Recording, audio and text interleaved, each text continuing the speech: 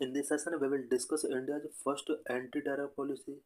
We will also discuss terror-related laws in India such as TADA, POTA, UAPA. Why in use? The Union government is finalizing India's first anti-terror policy to provide a template for all states to combat and respond to terror attack and related incidents. Recently, Union government ने India's first anti-terror policy launch की है, so that terror attack से combat करने के लिए all state को template provide कराया जा सके. Policy will include the issues digital radicalisation, misuse और open border and conversion network funded by foreign players. इस पॉलिसी के under digital radicalisation, misuse of open border and conversion network funded by foreign players से related issues को deal किया जाएगा. What is terrorism?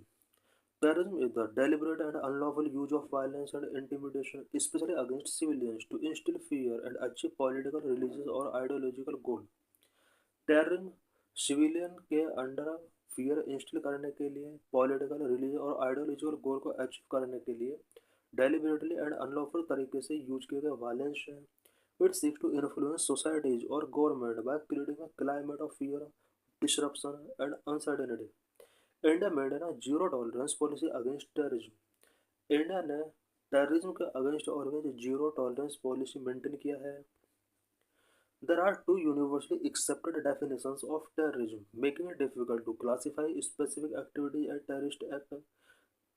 This unclarity gives a terrorist an advantage and enables some countries to remain silent and veto actions in global institutions. यहाँ पर ये जो ऊपर line लिखा हुआ है, there are no universally accepted definitions. Terrorism का कोई यूनिवर्सली एक्सेप्टेड डेफिनेशन प्रेजेंट में नहीं है. यही वजह है कि टेररिज्म के अंडर आने वाले वेरियस एक्ट को प्रॉपर तरीके से यहाँ पर डिफाइन नहीं किया गया है.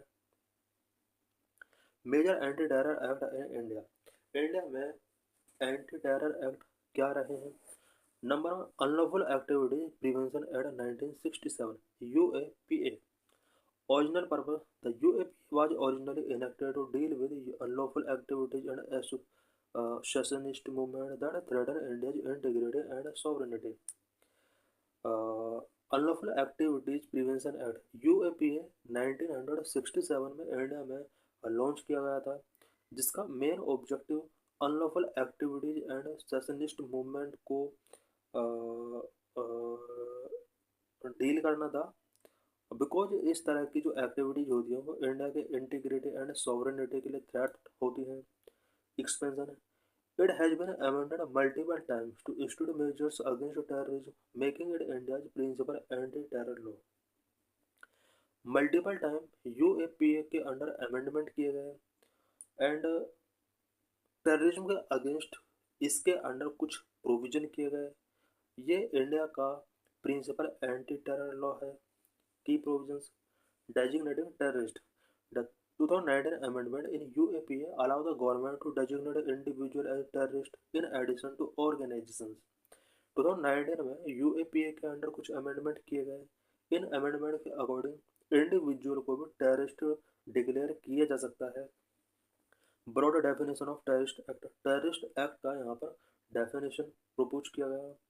UAP act has a wide ranging definition of a terrorist act which include causing death, damage or disruption and has been criticized for being potentially vague. Increased powers. It grants extensive power to the law enforcement agencies for investigation and prosecution. Bail restrictions. This act makes bail difficult for the accused with a reversal of the burden of proof in certain cases. Number 2. Terrorist and Disruptive Activities Prevention Act 1987 TADA. Reason for enactment. TADA was introduced to deal specifically with disruptive and terrorist activities, particularly in regions like Punjab. Punjab जैसे reason में disruptive and terrorist activities को prevent करने के लिए टाडा जैसा act India में 1987 में launch किया गया. Controversial provisions. Tada act was highly contentious due to its broad power, including the admissibility of the confessions made to a police officer. Lapse. Tada was left in 1995 due to widespread accusations of human rights violation and misuse. Number 3.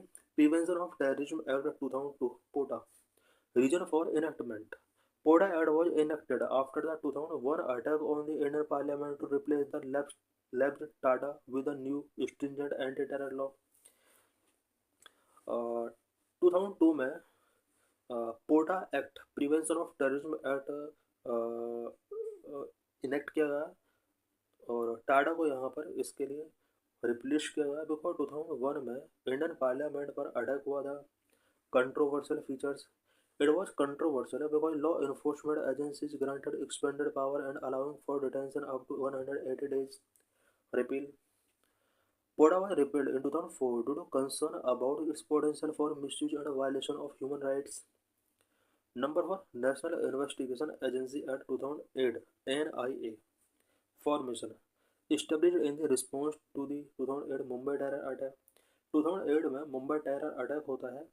इसके response में India में 2008 में NIA establish किया जाता है. NIA act as a central agency to investigate and prosecute terror related offences across the country. Country में terror related offence को prosecute करने के लिए, इन्वेस्टिगेट करने के लिए एक सेंट्रल एजेंसी है. Jurisdiction. NIA has the authority to investigate terrorism cases without requiring permission from state government. Amendment.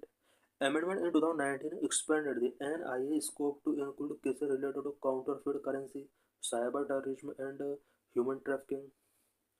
What are the major terrorism related challenges that India face? Terrorism से related India कौन से challenges face कर रहा है? Number 1. Cross border terrorism. India has been grappling with cross-border terrorism backing from neighboring countries, particularly Pakistan. Recent examples include the 2019 Pulwama attack, Pahalgam attack in 2025. Number 2. Left-wing extremism.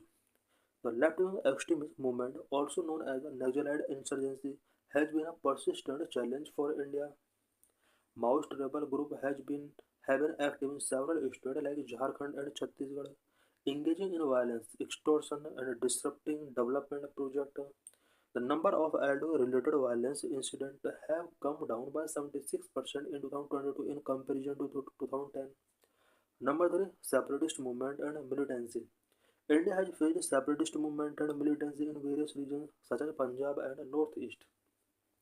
The issue of militancy in Jammu and Kashmir has been particularly complex, with Pakistan-based terrorist groups like Lashkar-e-Taiba and Jaish-e-Mohammed fueling the insurgency.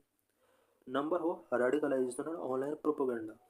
The rise of radicalization, particularly among the youth, and the spread of extremist ideologies through online platforms and social media pose a significant threat. India has witnessed instances of youth being radicalized through methods like honey trapping and recruited by terrorist organizations, both domestically and internationally. Number 5. Cyber terrorism. The increasing reliance on digital infrastructure and potential for cyber attack by terrorist group or state-sponsored actors is a big emerging concern for India. Cyber terrorism could target financial systems, sensitive data, and critical infrastructure, causing significant disruptions and economic damage. Number 6. Pakistan existing FATF grey list.